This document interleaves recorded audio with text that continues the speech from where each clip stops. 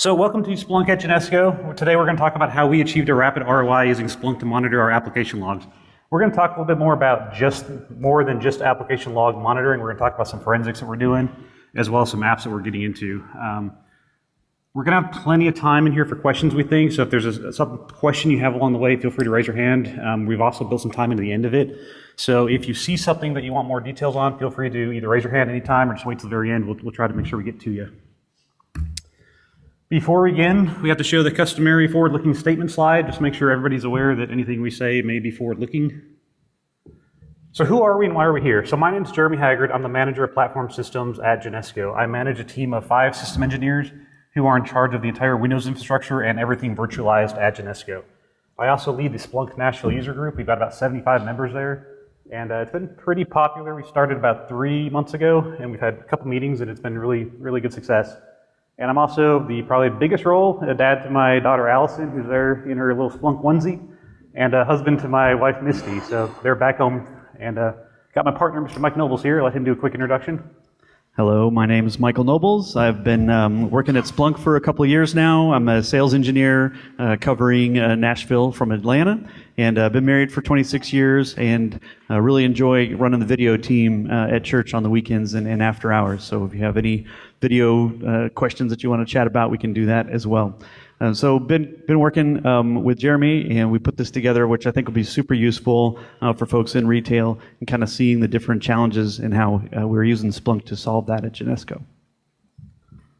So the reason we're here today is to learn new techniques on how to utilize the data that's coming into our systems. Everybody in here has a ton of data around you guys that we're just not listening to. We had the issue with Genesco. And the challenge that we have is how do we start listening to the data that already exists? We're not creating new data. This is stuff that's already out there. Every time you send an email, you pick up your phone, all these sensors are triggering and providing a ton of data. And we wanted to capitalize on some of that. So we're going to walk you through some scenarios that we utilize at Genesco to solve some pretty complicated issues before they turn into major tire fires, to relate it to this morning's keynote. How are we going to do that? We're going to talk about 3 tracks. We're going to go down the forensics, going through some domain administration accounts that we had. We're going to talk about application monitoring through point of sale. Then we'll jump into Splunk Base, talk about a couple apps we found useful, and then we got some Q&A at the end, like I mentioned. What we're going to talk about around forensics and the application monitoring pertains to everybody in this room. So don't think that if you don't take care of point of sale, this doesn't pertain to you. We're going to show you techniques that anybody can utilize. It's going to be pretty easy stuff. So I'm going to splash this slide up here again, ponypool.com/Genesco. Did everybody in here get a chance to do that for us? Well, everybody that wanted to? Okay. We got some really great feedback. We're going to splash the result up here in a second.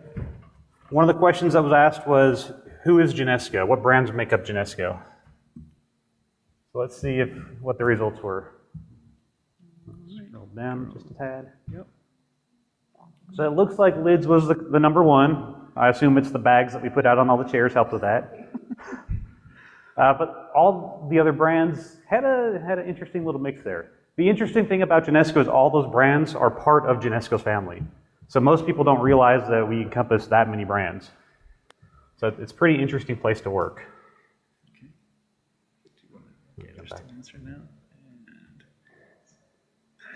Just for the other areas, we were just looking through to see kind of where people are at. So a lot of the content that we have is really geared towards beginners.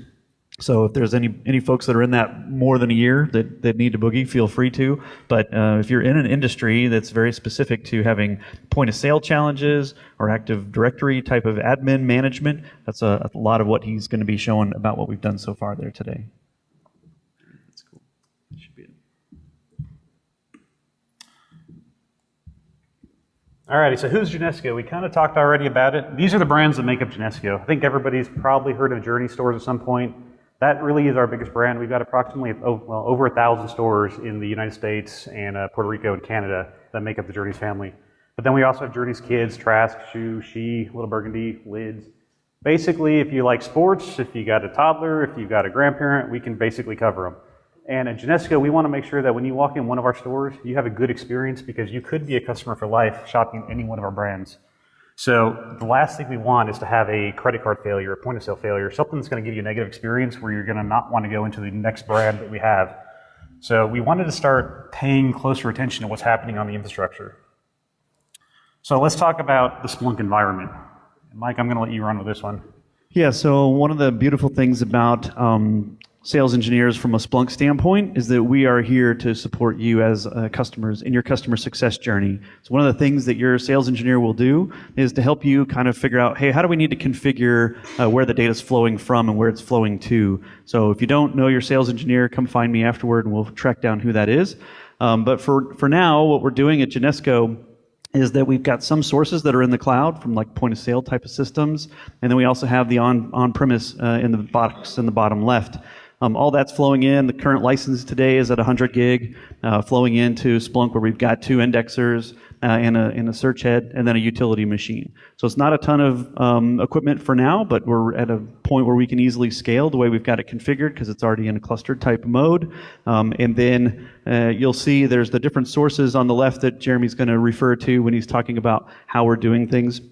But just knowing that we are still also looking at Splunk Cloud as another option so that the cloud data can stay in the cloud and not have to come through the local network. So that's another option that we're also exploring. So those types of discussions would happen with you and your sales engineer to be able to try and figure some of those things out. So just want to make sure that you were aware of that. So any questions on the layout for right now in terms of what we're running and how it's being utilized? Okay, great. Before I go to the next slide, I'm going to ask a question. Who here is paying attention to the video at the beginning? Anybody paying attention?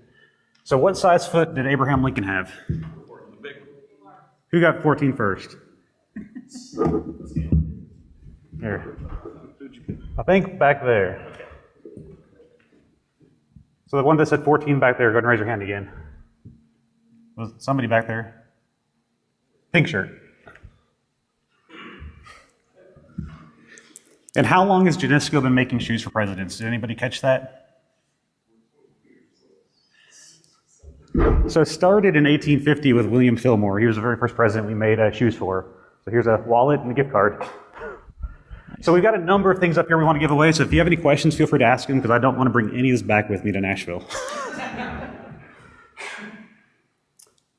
So we talked about the Splunk environment. This is the Splunk usage we have today. So we take in approximately 167 million events every single day. This is far more data than anybody in this room could go through on a single basis, even if it was your primary dedicated job. That equals 5 billion events per month and 60 billion events per year. This is not new data. This is data that was always out there. We just weren't listening to it, and I'm sure you guys are in the same situation. The data is coming from a total of 83 different hosts. Now I mentioned my team manages all the virtual infrastructure. We actually have a lot of guest servers. So those 83 hosts actually make up 600 plus different servers that the data is coming from. We have 1,226 different sources of data coming in and 60 different source types. So the next question is who manages the environment? The key to a quick ROI, and that's really why we're here, is how to get the most money out of the investment you're putting out there, is to reduce the expend up front. I am the current admin at Genesco, so I'm here. There's nobody else at the office taking care of the Splunk environment. Beauty is it kind of runs by itself at this point because we built a pretty stable environment. It's nothing complicated, but it runs fine. I do have a team of 5 people that work for me. One of them is a tools and automation administrator, and he is slowly getting ramped up so he can start taking over some of the day-to-day stuff. But we do not have a full-time Splunk team at Genesco, and you guys don't need one either when you're first implementing it. It does help. So a lot of the people in the user group have a very, very large Splunk base at their companies. Kind of envious of what they're able to do sometimes, but we're keeping it simple, but we're getting tremendous value out of what we're doing. We support approximately 1 to 25 users every day in our environment. It's not a huge footprint of actual users logging in the system. Our user base is really more the DevOps team. We don't Splunk the point of sale transactions to see who's buying blue suede shoes on a sunny afternoon in Pennsylvania somewhere. We could, but we're just not there yet. We really care more about the application infrastructure. We care about the CPU, the memory. We care about the application logs, making sure everything's running smoothly. We hope to embed Splunk more into the enterprise and start taking in that data and start doing some really cool machine learning of the weather's going to get nice, so we better stock up on the blue suede shoes. So let's talk the Genesco journey, kind of first digging into forensics.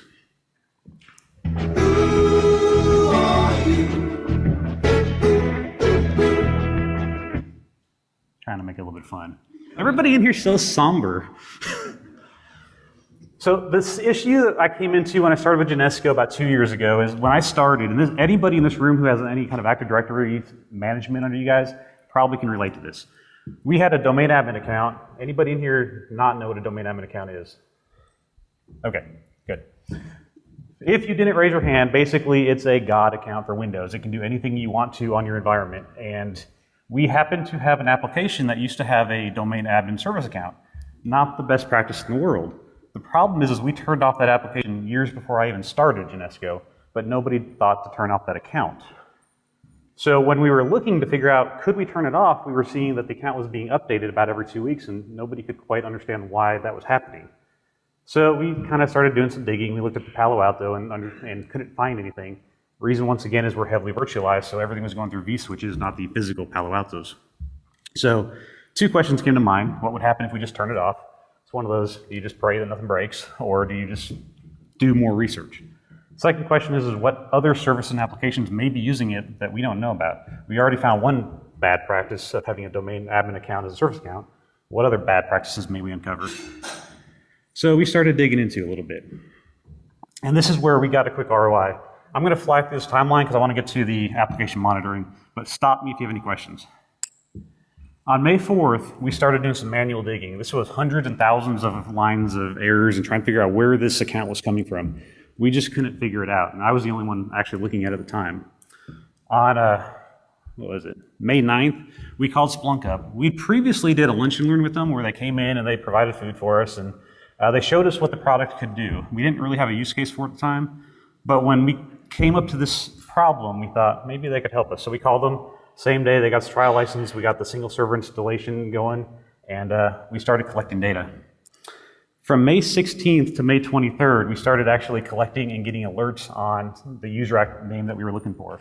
And as those alerts were coming in, we were able to do some research analytics on it and figure out where the activity was actually coming from on those servers, install new folders as needed, clean up the mess, and keep going through the process. Now, this is our actual SPL we ran. It's index equals user activity because that's where the information was being indexed to. And then all we did, where it says username, is put the account name we were looking for in that place. You could run a really complicated SPL if you wanted to, or you could just keep it really simple. And if you don't know what you're doing, simple is best. So on May 24th, the last remnants of this domain admin account were removed, and then on May 25th, I gave the all clear to go ahead and kill that account off. Now that was 15 days from the point we installed Splunk to the point we actually got to the point we could kill the account off. We felt pretty confident nothing would break. And then anybody want to take a guess as to what happened when we killed it? Well, for a moment, nothing happened. I'm going to steal a line from Hitchhiker's Guide to the Galaxy. And then after a second or so, nothing continued to happen. We were able to kill off a domain admin account that had the possibility to shut down our company if we did it wrong. And I think anybody in this room that has any kind of account management under them can probably relate to this. We didn't really have that, oh God moment where we deleted and we prayed that we knew what we were doing. We were pretty confident based on the activity we were seeing through Splunk, through that one simple 3-line SPL, that we solved all the issues with it. And to get to the root cause of it, just so everybody's aware, best practice has gone bad. Somebody had actually reused that server without clearing it and doing a fresh OS install on it. So there were some old legacy services running that shouldn't have been.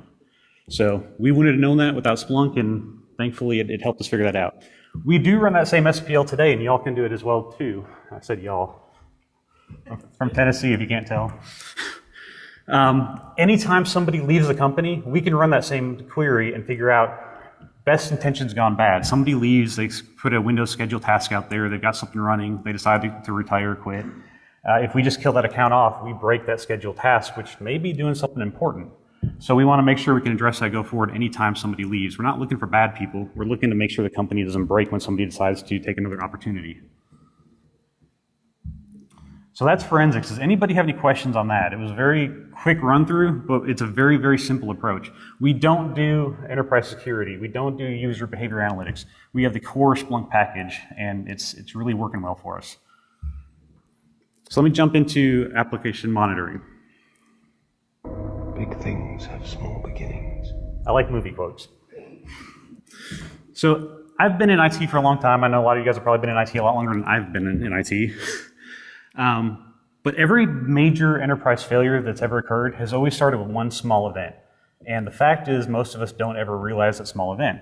Related to the keynote this morning, the dumpster fire or the trash can fire turns into a dumpster fire into a big all-out tire fire.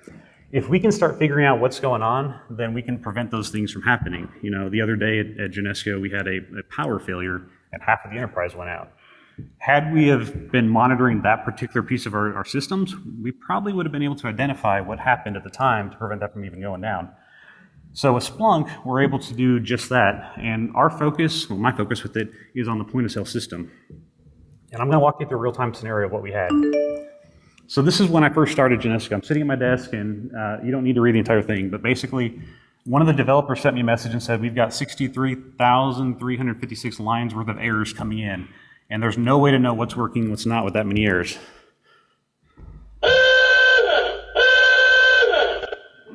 Everybody awake? So that was more of a challenge to me, because when somebody says there's no way of doing it, there's always a way of doing it. It's just, do you have the right tool set? Fortunately, we brought Splunk in for the proof of concept. It worked, so we had that in our toolbox. So I started doing some digging on the backside, and a little bit later, got another message from the same developer. Oh no, we're up to 133,000 lines of errors. It almost doubled in size in that afternoon. The guy was starting to panic a little bit.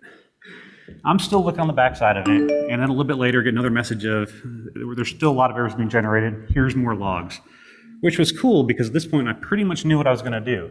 So I took the logs, manually put them into Splunk, and made sure they fit my dashboard that I built out. And then I responded with a snarky,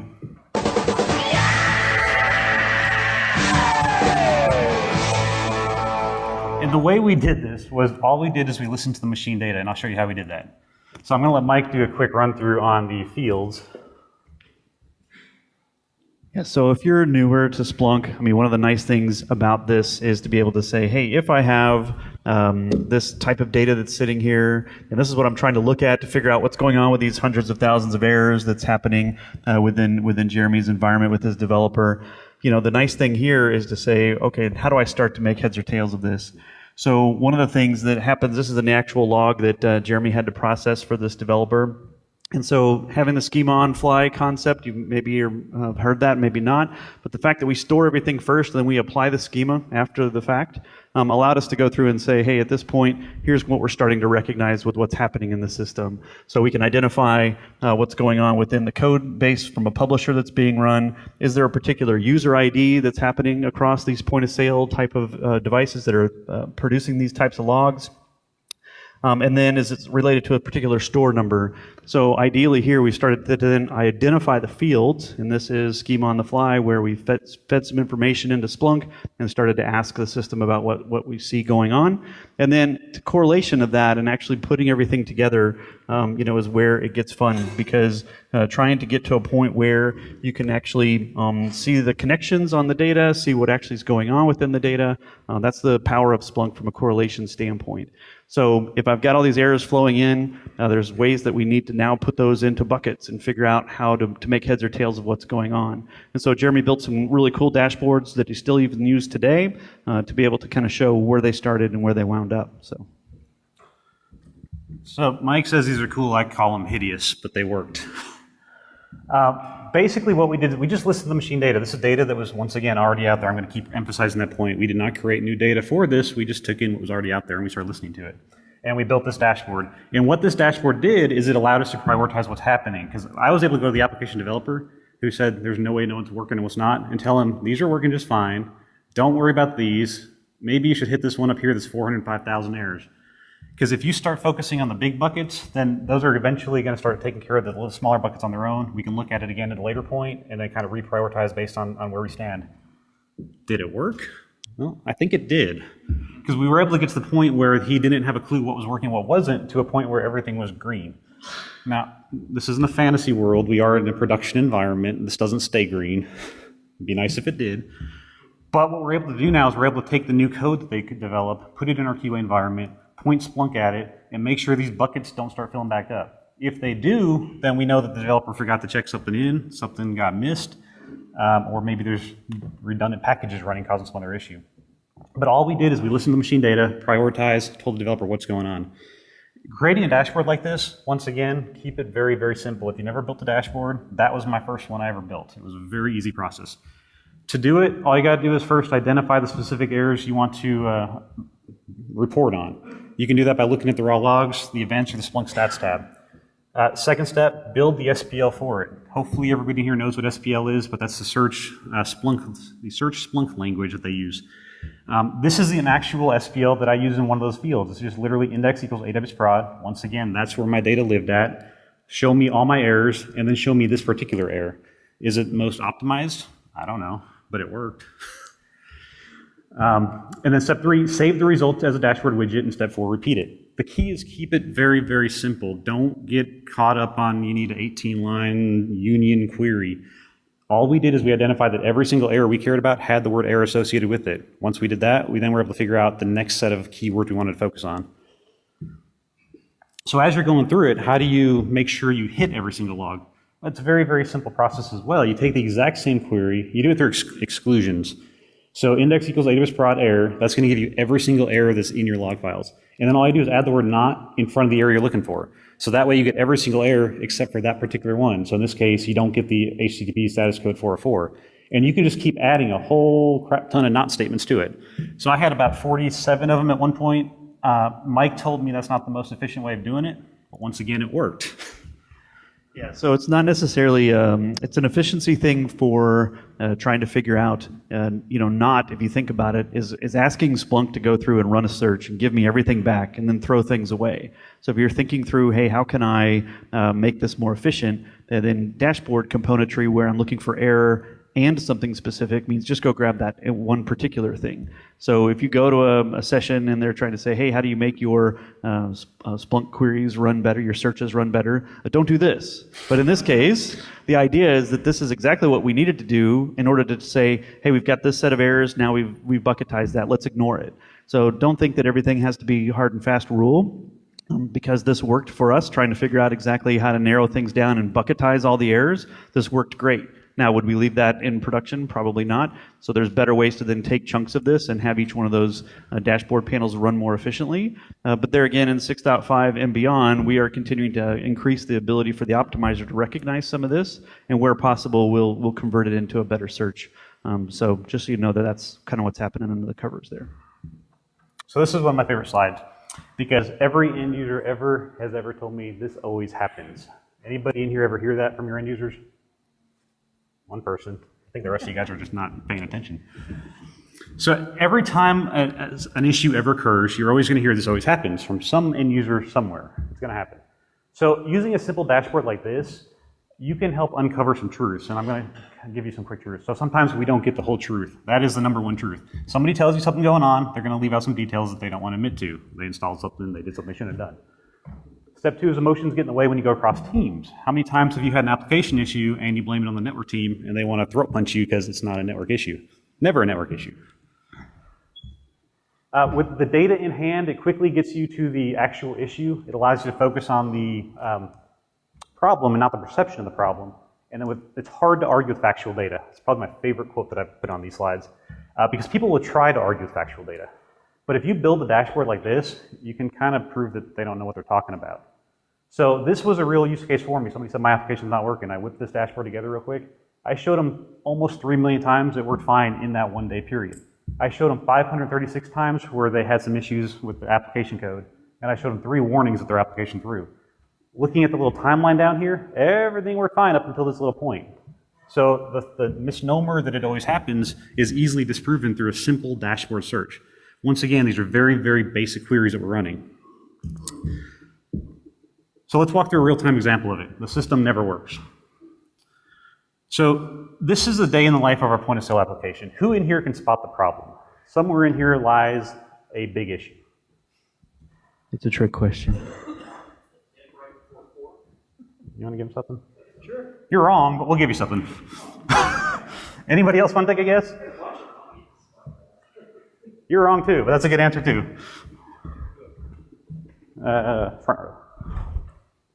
So the issue actually, once again, it's a very simple query, and you can see my query up here. It equals index equals AWS prod. How do I find out where my errors are at? Anybody know? All I do is add the word error to it. So that's where the problem lies at. And how do I know that? I add the word error to my search statement. And all that does is removes all the good, shows me just the bad. And without doing that, I'd have no clue in the world where those problems existed. But what I can tell you by looking at this is, day-to-day activity, we're going to see some errors. Once again, it's production. Cashiers do funny things. Systems do funny things. But at 5 o'clock, something bad happened. So how do we figure out what that was? Well, Splunk, remember, fast ROI is quick troubleshooting. So I could go to the application developer with this information and say 5 o'clock, something broke. They can dig into it. But what if I could save them a lot of time? So you click on the 5 o'clock hour. You hit the zoom to selection button up here. And 5 o'clock now turns into 5:40. Suddenly, I've narrowed in exactly where the problem lied at. And what if you wanted to get even closer? Well, same exercise. Click on it, zoom to selection. Now 5:40 turns into 5:40 in 30 seconds. And you can even zoom in even closer if you wanted to and get down to the 10th of a millisecond and tell your developer at 5:40:38.5 something broke. This is information the developers aren't used to getting. They're used to getting it doesn't work. If you can tell them precisely when it broke, that really saves a lot of time in the troubleshooting process. And this isn't complicated stuff to do. And once again, factual data is actionable data. So with this information, we can solve a lot of issues pretty quickly. But what if we could get closer? Well, you can. And this is where Splunk helps because I don't know what the heck I'm talking about sometimes. If I click on the Patterns tab, Splunk tells me exactly what it saw during that window that I was looking at. In this case, 26% of my errors had to do with file deployments, and 13% of my errors had to do with file schedulers issues. So instantly I know 39% of my issues have to do around with getting files somewhere. So now not only do I know the precise time the issue happened, but I know exactly what the errors are telling me. This is information that we didn't have before. I mean, it was out there, but it was just so clustered in the log files we didn't know what to do. So this is cool data, but what if we could get even closer? Well, you can, just by changing your SPL a little bit. So all we did is we added a little pipe to it and did stats count by host. I put a tag in there because I wanted a friendly name.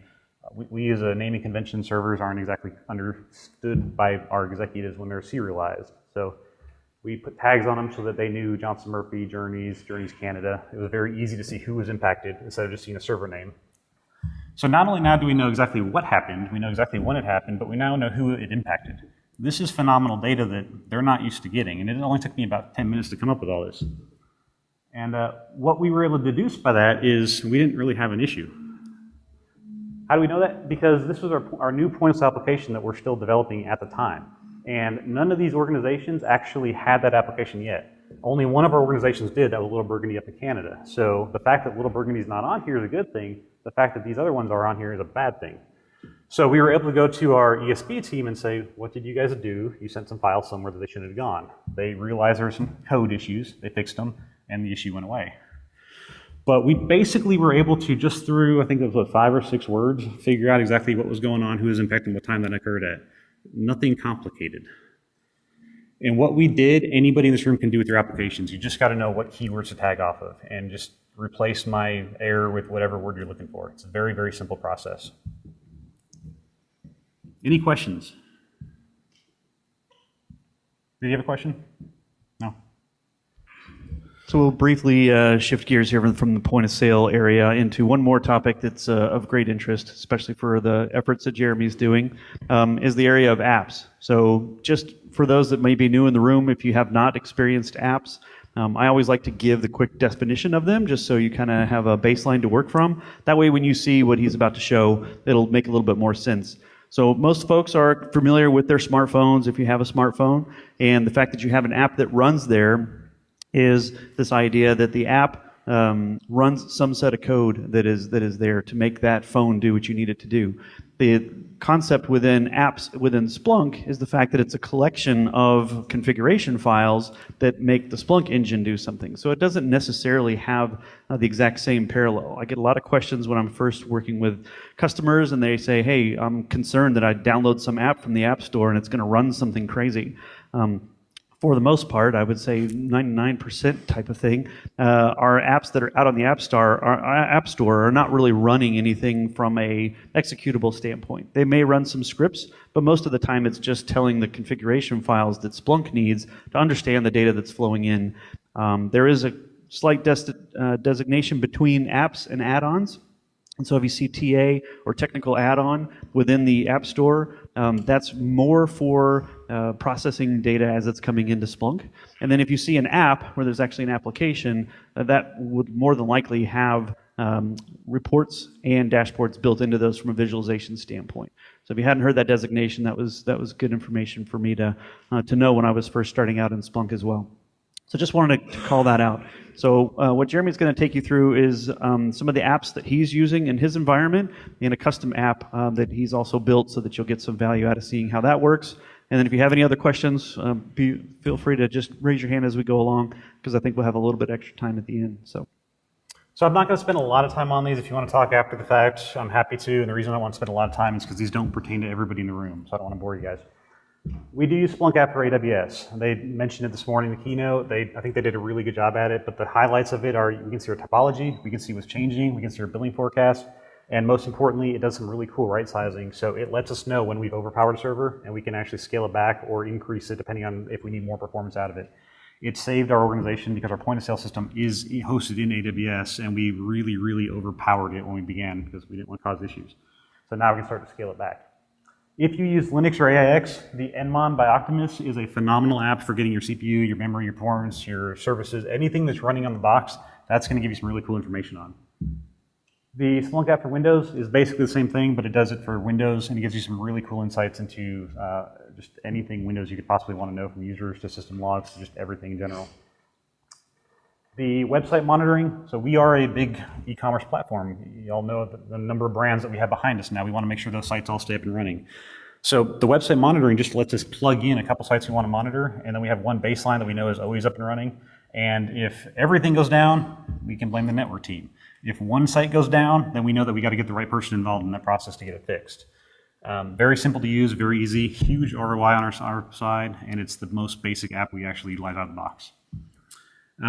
Mention we're heavily virtualized, so we use the Citrix for XenApp and XenDesktop to give us full visibility into our user experience, the latency, application crashes, how much hard drive they're using, just anything around what our users are experiencing, we are starting to capture through those apps. We're also playing with the VMware app.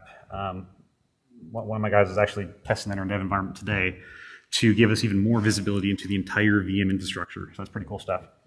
Palo Alto is a cool app for the network team. I'm not going to say that the Palo Alto app is required, because everything it gives you, you can get through the Palo Alto GUI, but based on the feedback from the network team, they prefer going to Splunk because it has separate retention policies. They can go back way further than the Palo Alto switch themselves allow them to go. And second off, it gives it to them in a much cleaner layout, so they can easily see the wildfire threads, they can see all the web activity, they can map everything a lot better. So our network guys love the Palo Alto app for Splunk. And then everybody in here knows Splunk charges by the gigabyte. So there is a onboard licensing app. I prefer this one, the detailed licensing monitoring for Splunk. It gives me the information in a much cleaner way. I don't have time to dig into what Splunk gives me, so somebody else created this one that really lays out a much better view of it. Any questions on apps? Yes, sir. Yeah, so you listed website monitoring. Do you have synthetic transactions that you're doing with that? It's really just web pings, and we're looking for keywords on the page to make sure they come up. Okay. Very, very basic stuff. Tips. Mike, you want to go over tips? Sure. So this was just a quick list of things off the top of my head when we were talking about what would be relative to what's happening here within kind of retailers. And really this kind of applies to everybody. So from a standpoint of a sandbox, you know, the fact that you can download Splunk for free and have that running on your laptop, that could be your sandbox if you don't have access to another server, for example, and we strongly suggest that. If you are already a Splunk customer, last year we announced that you can get this free 50 gig personal developer license. So if you have any license of Splunk within your environment and you have a larger data set that you want to try out to see if you can get the value out of it, you can go on to splunk.com and request a 50 gig per day personal developer license for you to be able to put data into. And that's also a great idea for a sandbox. From a standpoint of running it on your machine, I mentioned that one already. Splunk Answers is another great place to be, make yourself aware of. So if you have a question, there's over 40,000 different questions and answers that are out on answers.splunk.com. So that's a good thing to know. Google is your friend. For all the software companies I've worked for over many years, Splunk is probably the best in the sense of I can Google something and get an answer. So Google is your friend for sure. And then the free version that I mentioned before is also something that you can run at home, which will give you a different view into data that's going on that's maybe more relative to you, to be able to get a more comfortable feel for how Splunk actually operates. So I monitor my home, and I got a smart house. I got the Nest thermostats, the Schlog door locks, and my wife gets driven nuts by some of the data I'm collecting and showing her. She doesn't care that much, but it's fun stuff. I will say this about the Splunk answers. If you ever go out there and ask a question and you didn't do the research, they will put you in your place. Drives me nuts sometimes because I just want a quick solution, but they do the teaching you to fish process, which is awesome because go forward, you know how to do it, but they will not hand feed you the answer. Yes, sir. Your processes that you take us to now, how long does that take you to get to where you are today? So we started just over a year ago. We started with 10 gigs, then we went up to 50, and last month we hit the 100 gig mark. So it was a slow growth process. Approximately. So I'm gonna, yes sir. When you're setting up and installing apps, like you said that you're the admin for that, do you just do it on your production or just in your dev? I've got the dev instance and we'll do some quick testing and data onboarding and then we'll move it over to production. Do you guys go through a change control process on all that? Yes. I have to say yes.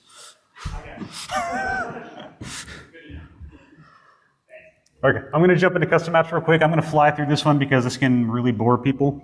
But Splunk is really good at a lot of stuff. It can take in all sorts of data and give you all sorts of feedback. But what if you just wanted to count how many files are in a directory?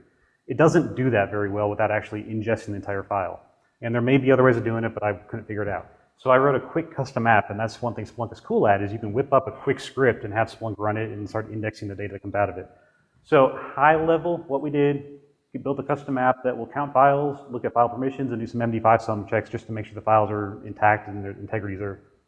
And the app is really just what you see here. In the app directory that I created, I put a bin and a inputs directory, or a local directory.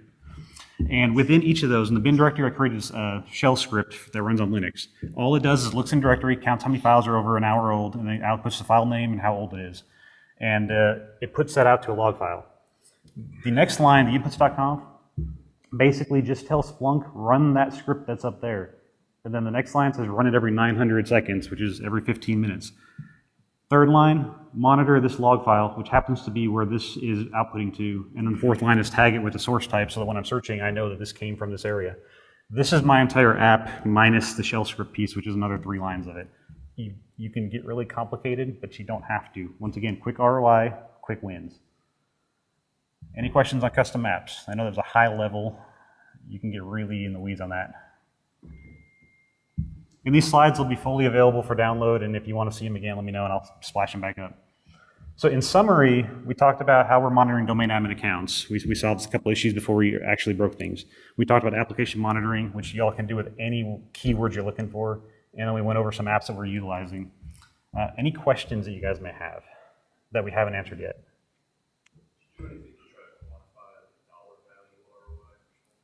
So we know approximately how much a minute not operating costs us. So it's hard to figure out if we turn that account off, what would have broke. So it's hard to quantify that. But we approximated based upon, yeah, my boss won't let me baseline that. I'd love to do that, but it just doesn't fit the metrics. So we just took a best guess at it, figured out what the average time spent was of an outage, and then figured out what it would have cost us if that happened. Any other questions? Your dashboard showed 400,000 errors, did a change, everything went green. What was the root cause, and what was the end user experience before and after? So the root cause was bad code. So we worked with a third-party vendor to help us with our point-of-sale application. They told us this infrastructure is going to work perfect for you guys. We did exactly what they outlined, and that's what you saw. So a combination of bad code and bad infrastructure design by our vendor is actually what caused that issue. As we started to clear up the application issues, they started discovering that some of what they told us from an infrastructure point wasn't going to work. So we had to actually redesign our entire infrastructure to make it fit. It wasn't anything network related. It wasn't anything on our side. It was literally, we had one server for all of our organizations, and the processes they're using required one server per organization. So we basically had to go up 6 times what our environment was. And what was the end user experience? That code never made it to production. So the end user experiences, they didn't know there was an issue. Had we deployed that code in our QA labs, I'll tell you, they could not test for a couple days. Everything was very slow. Things were acting really weird. Customer lookups were not working correctly. It was a miserable experience for our QA environment. So thankfully, we were able to figure out what was going on. Would have been a traumatic issue if we made that to production. Yes, sir. Are you at the point where if you turn those blank, you have people, you have max cases just your tech stop? If we turned off Splunk? Yeah, like, are you at the point where you see that amount of value that if you turn it off, you'll stop and say, hey, no way. Well, everything we're doing, we can still do without Splunk, but Splunk does make it easier and faster. So there wouldn't be a oh crap moment, for lack of a better word, but it would have been this would have been easier. And if you had a magic wand, what would your 10-year forecast people start doing? The 10-year plan for it?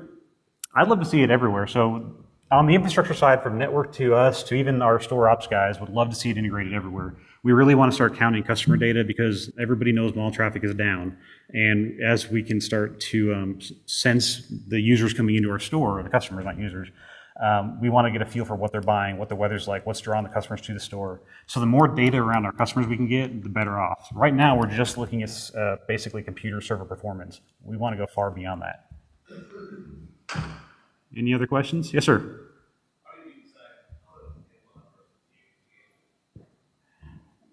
So I've used Nmon in the past, and that's the first one I searched for, and that's the first one I downloaded.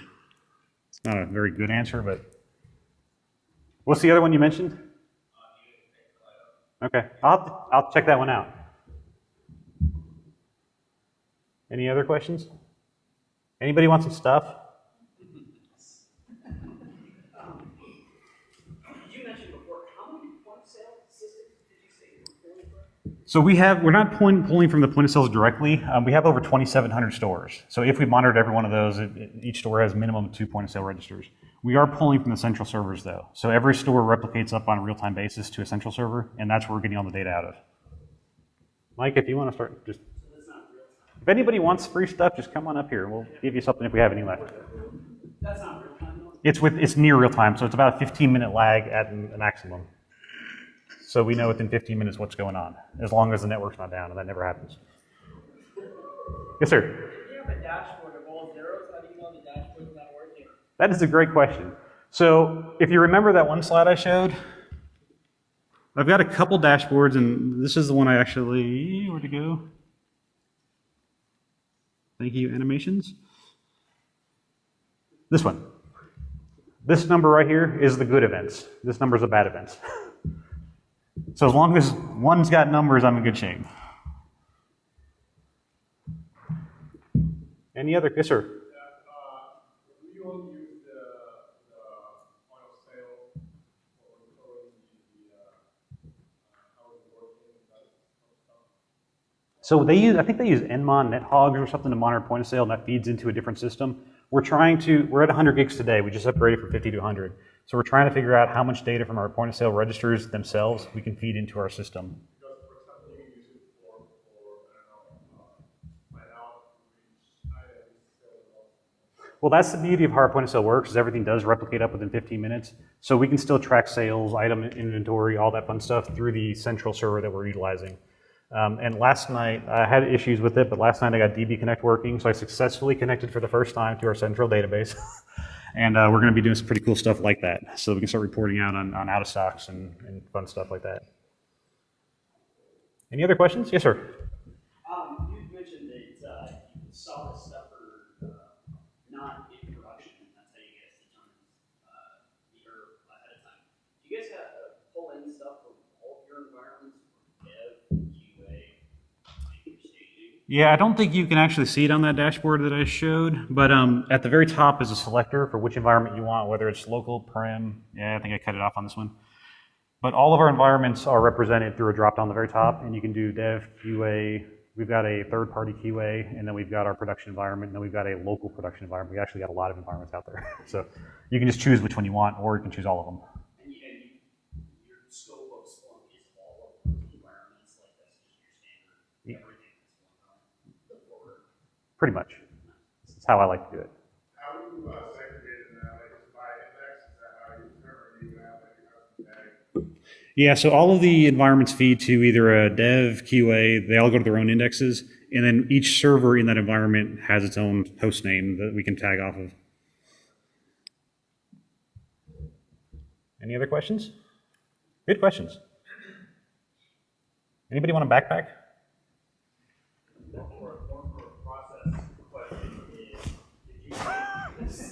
Anybody else want a backpack? How do you hear the company buy off on you doing that dashboard before software hit fraud? Sorry. Who raised their hand over here? Let me turn that off before.